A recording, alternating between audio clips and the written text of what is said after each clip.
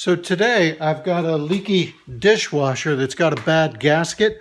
There's 1,000 other things, of course, I'd rather be doing than this, so let's see how we can get through it as quickly as possible. This gasket is pretty common. It costs about $25 to replace on Amazon. Here's our problem. The gasket has been torn up. How about the toughest thing about this project is figuring out what seal to buy. This is the part number of the dishwasher. Just take that over and do a search on Amazon. Let me show you. I'm going to type in at the top dishwasher door seal, and then I'm going to paste my part number in there. That's the part number.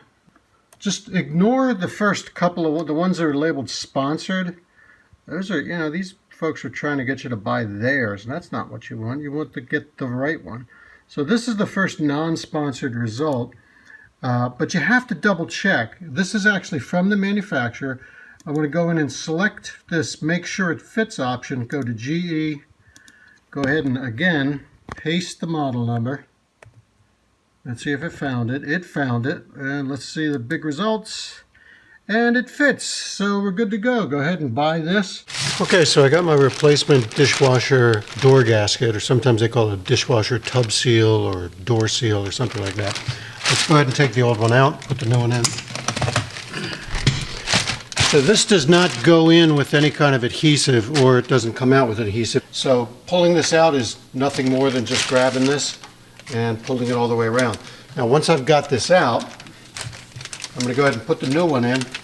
It goes in with the flat side towards the flat side towards you. If you've been following along so far, just stop right now because I'm about to make a mistake. Don't continue your repair until you see how I actually make the correction.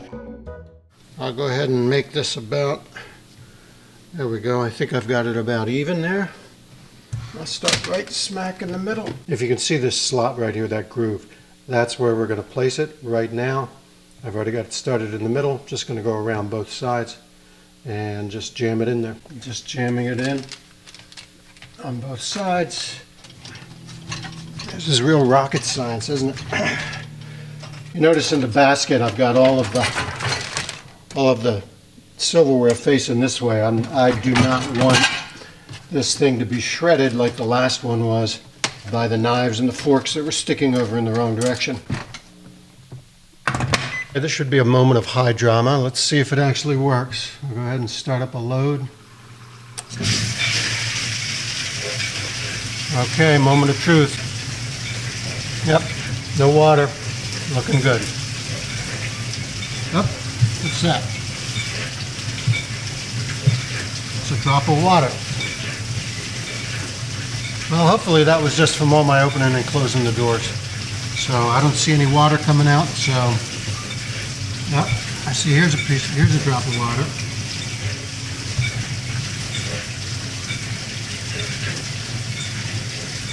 And it's active. It's actively leaking again. Okay, let's open this up, see what went wrong. There's some good news. If anything in a do-it-yourself project can be called good news. The gasket has a flat edge, and the flat edge, it's further out on the inside of the tub than on the outside.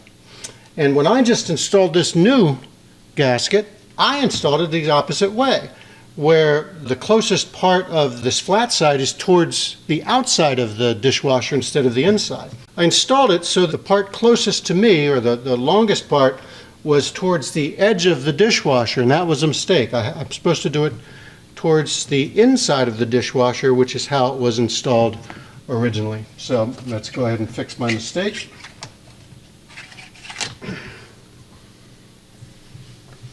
Now I've got the longer edge toward the center of the dishwasher, not towards the edge of the dishwasher. Here's what a properly installed gasket looks like. So the longer edge of the flat part of the gasket is towards the center of the dishwasher. Let's see if it works now. You know, a smarter man would have a flashlight.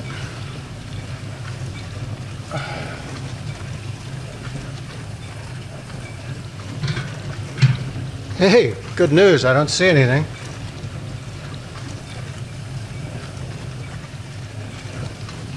I think it's going to work. As you can see, no dripping. But there we go. Another half a day. It's completely thrown into the dustbin because of do-it-yourself projects. Good luck with yours. Bye-bye. Now, if you're wondering what this goofy little thing here is for, there's this long side story that involves, well, this dishwasher has some springs that normally hold up the door. The springs have broken. Pretty common. I've replaced springs before. To replace the springs, you have to pull out the dishwasher. I can't pull out this dishwasher because the tile is too high, the countertop is too low, it's locked in there. In the building industry, they actually have a term of art for this. They call it tile locked. This is tile locked. I would prefer to call it you screwed up the job.